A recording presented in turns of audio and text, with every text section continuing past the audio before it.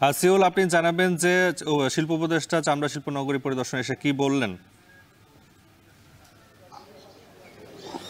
আচ্ছা, এখনো পর্যন্ত পরিদর্শনে যায়নি উপদেষ্টা, মাত্র বের হলো কিছুক্ষণ আগে। তিনি একটি ট্যানারি পরিদর্শন করবেন, এরপরে সিটিপি যেটি আছে সেটি পরিদর্শন করবেন।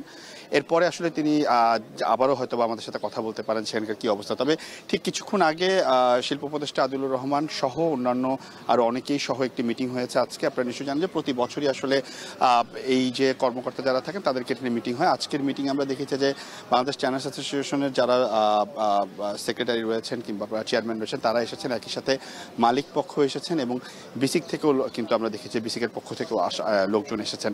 আজকে যেটি মিটিংয়ে সারমর্ম হলো সেটি হচ্ছে আমরা সিটিপি নিয়ে প্রশ্ন করেছি। আপনি নিশ্চয়ই জানেন যে এই সিটিপির কারণে কিন্তু বাংলাদেশের প্রায় অলমোস্ট 15 থেকে 20টি যারা লেদার ওয়ার্কিং গ্রুপের সার্টিফিকেট আছে সেই সার্টিফিকেটগুলো বিভিন্ন ট্যানারি পাচ্ছে না, যাদের অন্যান্য সবগুলোই কিন্তু যে শর্ত আছে সেগুলো পূরণ করা হয়েছে। সেই বিষয়ে আমরা কথা বলেছিলাম।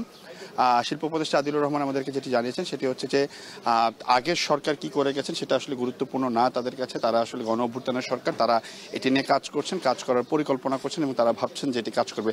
আরেকটি বিষয় আপনাকে বলে রেখে সেটি হচ্ছে শিল্প সচিবও আমাদের সাথে কথা বলছেন। তিনি আমাদেরকে জানিয়েছেন যে সিটিপি নিয়ে আসলে তারা এখন ইউরোপিয়ান ইউনিয়নের সাথে কাজ করছে। ইউরোপিয়ান ইউনিয়নের ইটালির একটি কোম্পানির সাথে তারা কাজ করছেন, কারণ ইটালি পৃথিবীর বিভিন্ন দেশে যে সিটিপিগুলো আছে সেগুলো তারা তৈরি করে দিয়ে থাকে।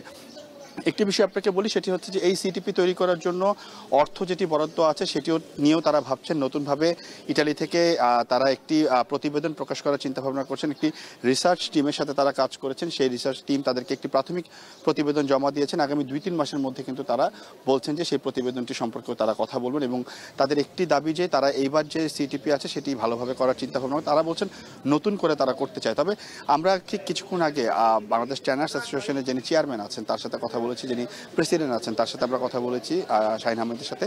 শাহিন ভাই আমাদেরকে যেটি বলেছেন সেটি হচ্ছে যে তারা এই অন্তর্বর্তী আমরা তাদেরকে খুবই সিম্পল একটা প্রশ্ন করেছিলাম যে অন্তর্বর্তী সরকারের প্রতি তাদের সেই বিশ্বাস আছে নাকি, কারণ প্রত্যেকটি সরকার এসে তাদেরকে সেই আশা দিয়ে রাখেন। তিনি আমাদেরকে স্পষ্টভাবে বলেছেন যে এই অন্তর্বর্তী সরকার আসলে কতটুকু করতে পারবেন তারা জানেন না, তারা আসলে নির্বাচিত একটি সরকার চায় যারা আসলে সিটিপির দায়িত্ব নেবেন।